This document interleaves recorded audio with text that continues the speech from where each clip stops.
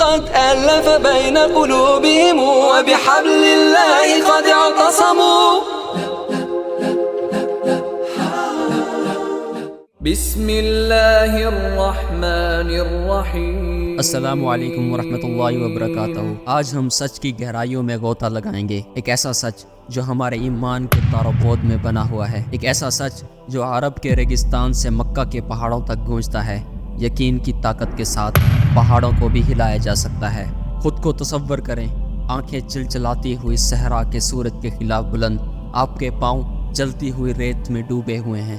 آپ کے سامنے اکیلا ٹیلا نہیں بلکہ ایک چٹان کا ایک بہموت، شک کا ایک لامتناہی سائے کی طرح چھا رہا ہے. یہ پہاڑ صرف ایک جغرافیائی خامی نہیں، یہ خوف کا جالوت ہے، خود اعتمادی کا ماؤنٹین ایورسٹ.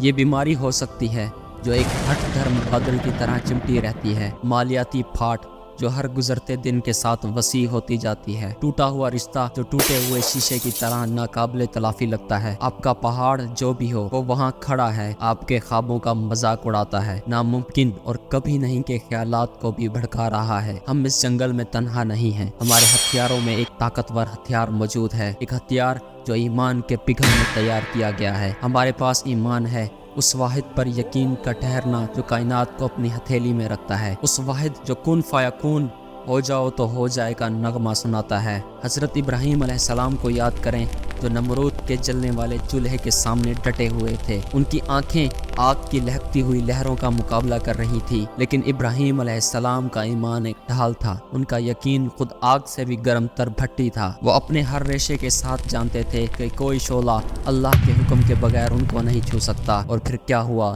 آگ ٹھنڈی ہو گئی، گلاب کا بستر بن گئی.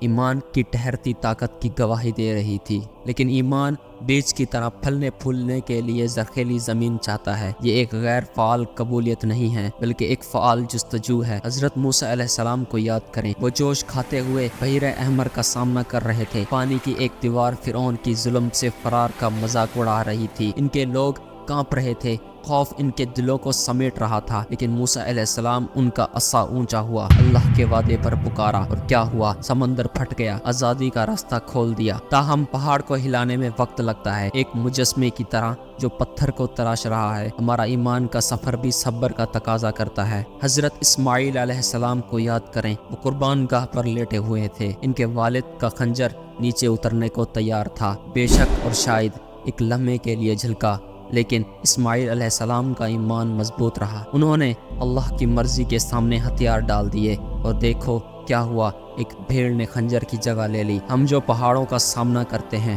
بیرونی بھی ہو سکتے ہیں، لیکن سب سے بڑا ماؤنٹ ایورسٹ اکثر ہمارے اندر ہی ہوتا ہے. نیگیٹیوٹی کا پہاڑ، محدود عقائد کا فوجی. یہ اندرونی چوٹیاں کہیں زیادہ خطرناک ہیں، ان کے سائے ہماری اندرونی روشنی کو کم کر دیتے ہیں. لیکن یہاں تک کہ ایمان ہمارا رہبر بن جاتا ہے، خود فتح کے راستوں کو روشن کرتا ہے. حضرت محمد صلی اللہ علیہ وسلم کو یاد کریں، غار حرا میں قرآن کی پہلی آیات وصول کر رہے تھے. ان کا اللہ پر ایمان انہیں اندھیرے میں گائیڈ کر رہا تھا، جس نے جہالت اور کفر کے پہاڑوں کو ہلا کر رکھ دیا. آئیے ابراہیم کے جذبے کے ساتھ اٹھیں، موسیٰ علیہ السلام کے حوصلے کے ساتھ عمل کریں، اور اسماعیل کے صبر کے ساتھ برداشت کریں. آئیے نہ صرف ظاہری پہاڑوں کو حرکت دیں بلکہ اپنے اندر کے شک کے پہاڑوں کو بھی حرکت دیں. ہمارا ایمان بھی ایک چراغ ہے، ہمارے یقین کی گواہی، ہماری ڈھال جو ہماری حفاظت کرتی ہے.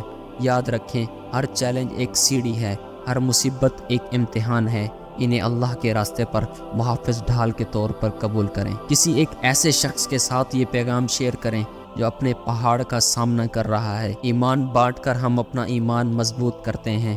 نیچے کمنٹ میں بتائیں کہ آپ نے اپنی زندگی میں کون سا پہاڑ حرکت دیا ہے، چھوٹا ہو یا بڑا.